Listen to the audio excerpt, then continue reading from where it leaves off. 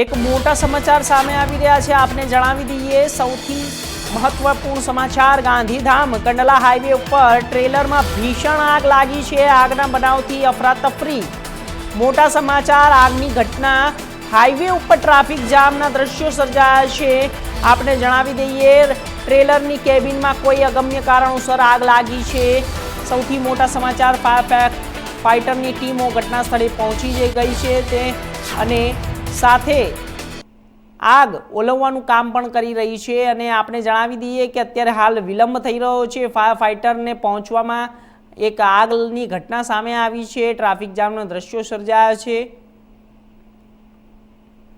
Fire ફાઇટરની team ઘટના સ્થળે પહોંચવામાં વિલંબ આગ વધુ વિકરાળ રૂપ ધારણ કરે તેવી હજુ શક્યતા સેવાઈ રહી છે।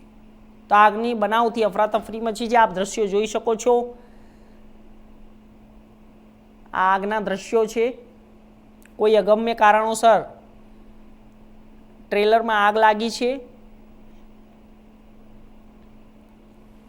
તો આ વિષય ઉપર વધુ માહિતી માટે અમારા સંવાદદાતા ધરમ ઠક્કર જોડાઈ ગયા છે। ધરમ, શું છે આખી ઘટના, કઈ રીતે આગ લાગી છે?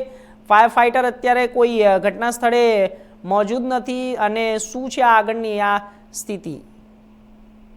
જી, વાત કરવામાં આવે તો ગાંધીધામ કંડલા હાઈવે ઉપર આજે સવારે વહેલી સવારે ટ્રેલરમાં ભીષણ આગ લાગી હતી। આગના બનાવની અફડાતફડી મચી હતી। હાઈવે ઉપર ટ્રાફિક પણ જામ થયો હતો। ટ્રેલરની કેબિનમાં કોઈ અગ્રમ્ય કારણોસર આગ લાગી હોવાનું જાણવા મળી રહ્યું છે।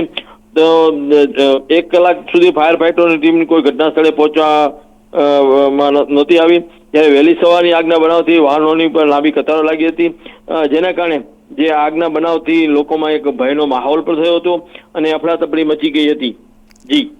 જી ધરમ, તો આગ કયા કારણોસર લાગી છે સામે આવ્યું છે? શું છે અત્યારે માહિતી તમારી સાથે?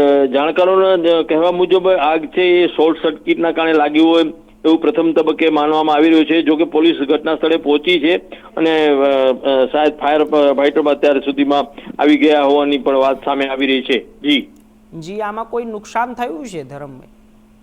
જી, જે કેબિન હતી એ પૂરી સંપૂર્ણ બળીને ખાક થઈ ગઈ છે, પરંતુ પાછળના ભાગમાં આગ રોકી દેવામાં આવી છે અને આગળ જે કેબિનમાં જેટલો પણ કઈ માલ સામાન કે જે અગત્યનું જે હતું એ પણ નષ્ટ થયેલું છે અને મોટા પ્રમાણમાં એન્જિન અને એ ભાગોને બધાને એન્જિનને બધાને નુકસાન થયેલું હોવાનું પણ જાણવા મળી રહ્યું છે। જી, ટ્રાફિક ખુલ્લો થયો?